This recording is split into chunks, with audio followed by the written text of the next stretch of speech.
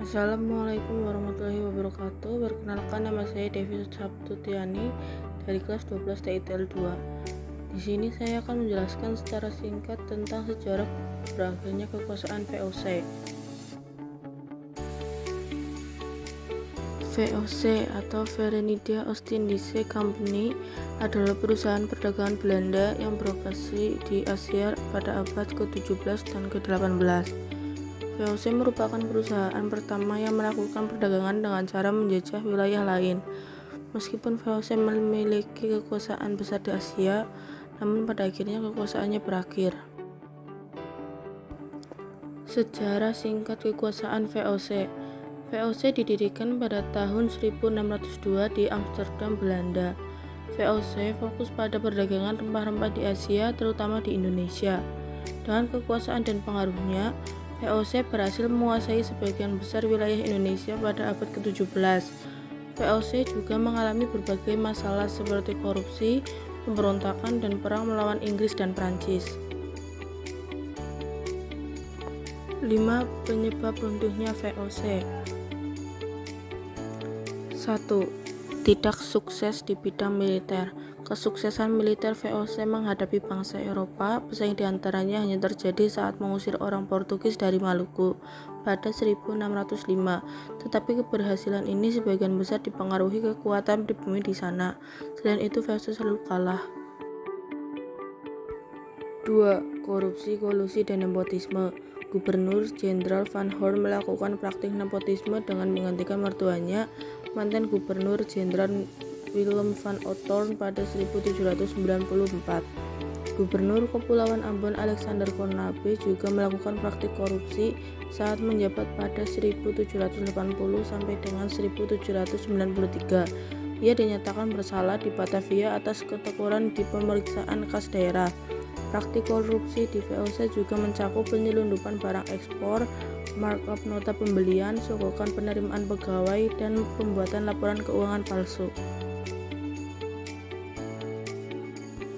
3. Masalah keuangan dan kekuasaan.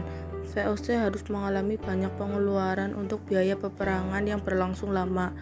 Daerah kekuasaan VOC yang luas juga berbuntut pada besarnya biaya gaji yang harus dibayar pada banyak karyawan di berbagai daerah jajahan. 4.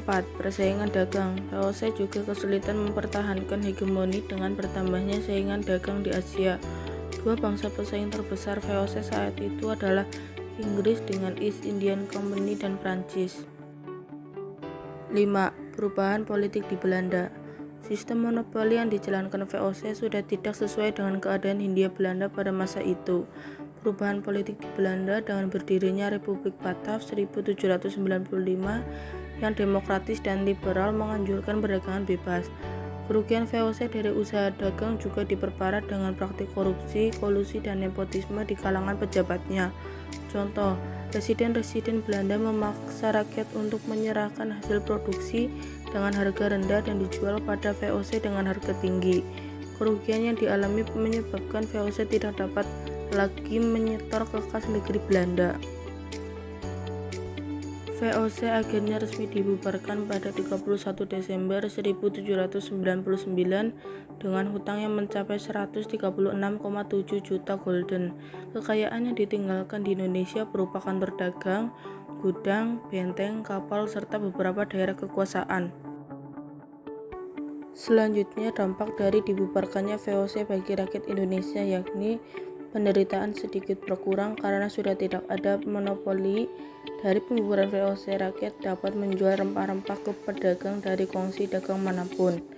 Perekonomian rakyat sedikit lebih maju disebabkan dapat berkembangnya kembali perekonomian akibat tidak adanya pajak bumi yang harus dikeluarkan untuk VOC. Mulai berkembangnya kembali kerajaan-kerajaan lokal yang dahulu dijajah VOC. Tokoh-tokoh di balik VOC. Johannes van den Bosch. Johannes van den Bosch merupakan Gubernur Jenderal Hindia Belanda yang ke-43. Pada masa pemerintahannya, Kulturstelsel atau sistem tanam paksa mulai dilaksanakan. Sistem tersebut dilaksanakan untuk menambah kas pemerintah kolonial maupun negara Belanda yang tengah kehabisan dana akibat peperangan di Eropa maupun di Nusantara. Herman Willem Daendels. Daendels lahir dengan nama Mr. Inderksen Herman Willem Daendels pada 21 Oktober 1762 di Hetteren, Republik Belanda. Ia merupakan politikus Belanda yang sekaligus menjadi Gubernur Jenderal Hindia Belanda ke-36. Pada saat ia menjabat gubernur di Nusantara, negara Belanda sedang dikuasai oleh pihak Prancis.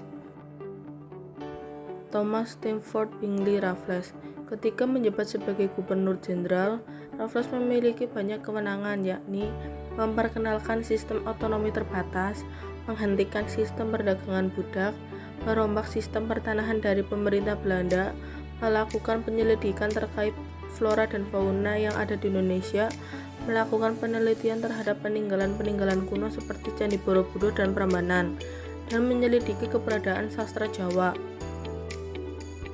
Sekian dari materi yang saya jelaskan.